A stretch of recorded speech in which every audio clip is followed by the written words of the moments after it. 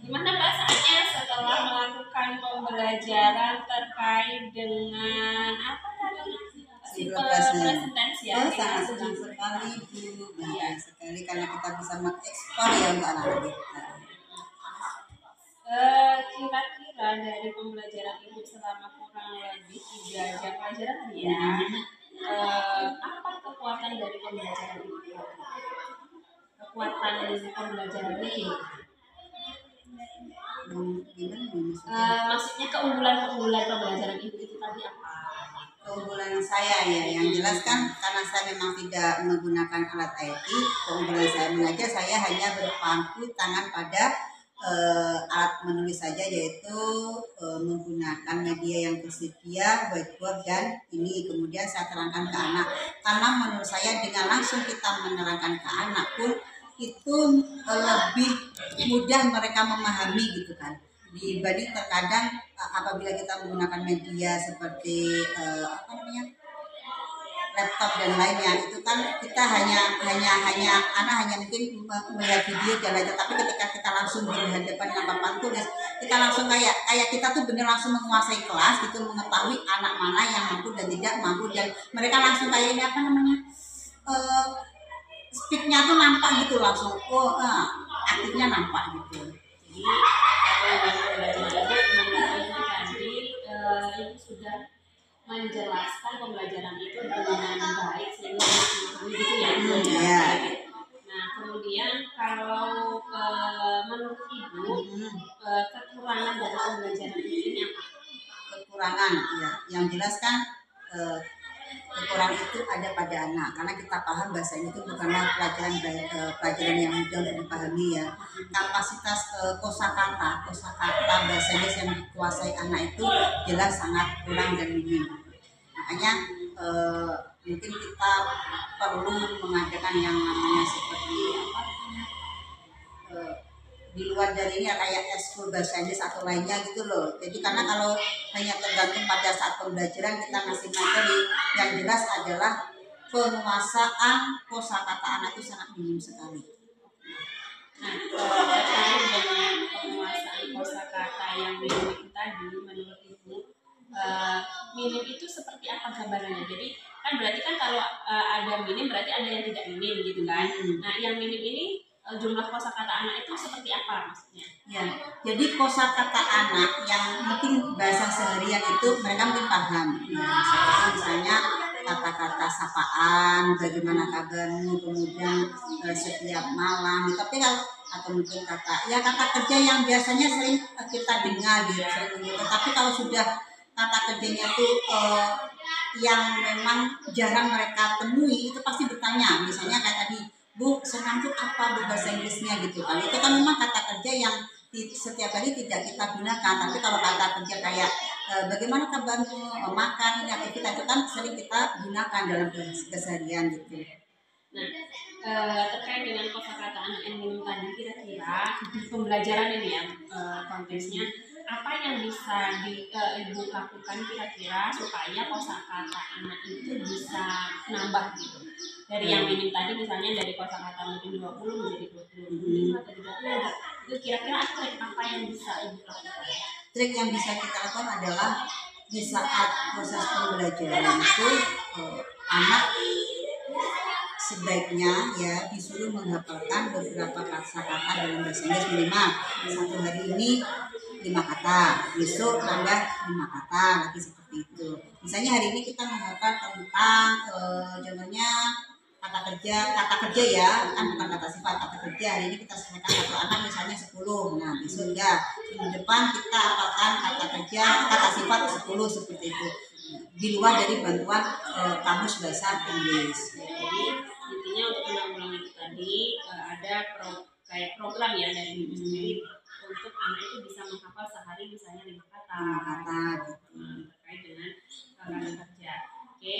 Kemudian terkait dengan fokus observasi Ibu kemarin ini adalah guru memfasilitasi terjadinya diskusi kelompok yang interaktif, kritis dan inklusif dan inklusif ya.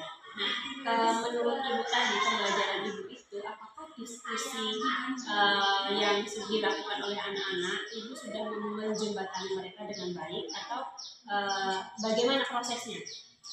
Kalau menurut saya pribadi sudah melakukan dengan sangat baik sendiri ya, tetapi itu tadi karena keterbatasan daripada anak, makanya kenapa saya memilih poin harus bekerja kelompok, karena kita tahu dalam kelas itu hanya beberapa anak saja yang memang menguasai bahasa Inggris, tidak semuanya, lebih banyak yang belum mampu dibandingkan yang sudah, makanya kenapa kita bentuk dalam kelompok itu. Nah, kalau saya pribadi memang sudah, tetapi kelemahannya adalah anak yang tidak paham ini biasanya mereka berpangku tangan, hanya mengandalkan teman yang bisa, gitu saja. Jadi ibu sudah berusaha mencoba untuk memfasilitasi diskusi kelompok. Nah, tetapi ternyata ada beberapa anak itu yang mungkin karena pemahaman materinya tidak bisa, sehingga dia tuh nggak aktif ya, hanya bergantung pada temannya saja. Nah, kira-kira apa yang bisa dilakukan menurut ibu untuk memperbaiki pembelajaran selanjutnya supaya anak itu bisa aktif?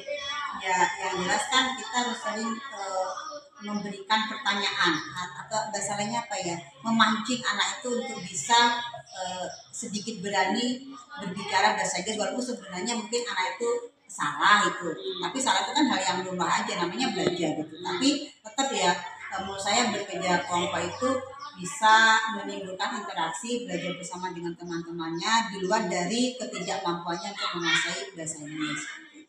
Berarti poinnya adalah ibu memberikan pertanyaan terbuka ya, memancing mereka untuk bisa berpikir kritis.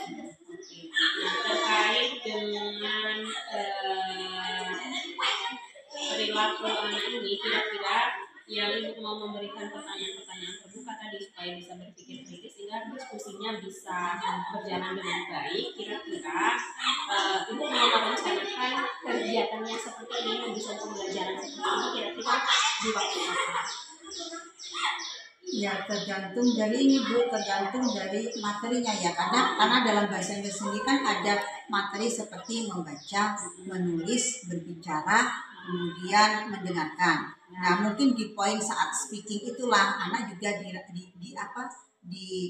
dirangsang atau dipancing untuk berbicara. Karena kalau kita lakukan setiap hari harus bekerja kelompok, itu tadi yang saya sampaikan dalam bahasa Inggris itu kan tidak setiap hari kita bisa bekerja kelompok, karena ada materi yang memang harus dikerjakan sendiri seperti itu. Kayak mendengarkan listening, berarti kan anak nggak mungkin mengerjakan secara kelompok kan, mereka harus memang bekerja mendengarkan, telinga mereka masing-masing seperti itu.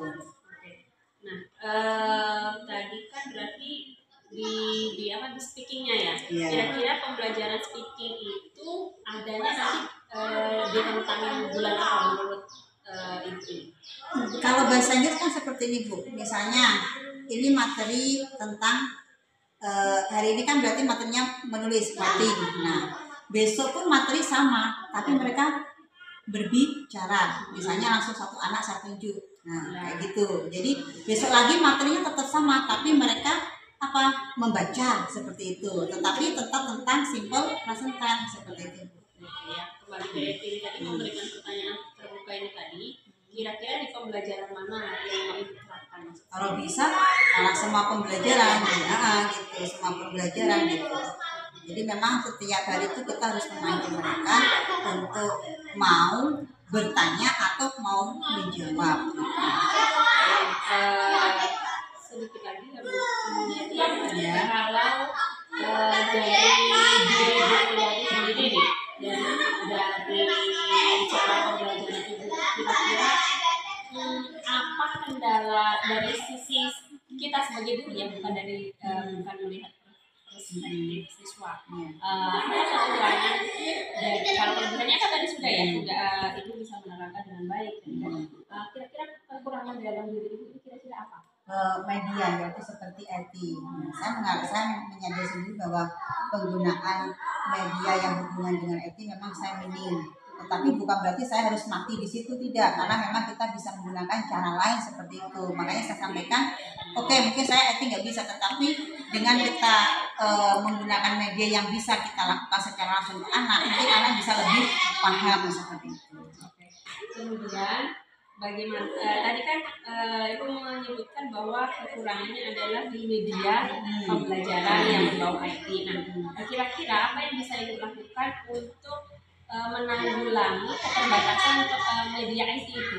Kira-kira ada nggak alternatif lain? Biasanya saya menggunakan HP Bu. Ya, jadi kayak kemarin ketika listening itu, ketika saya ada materi pertanyaan, mereka harus mendengarkan seperti itu.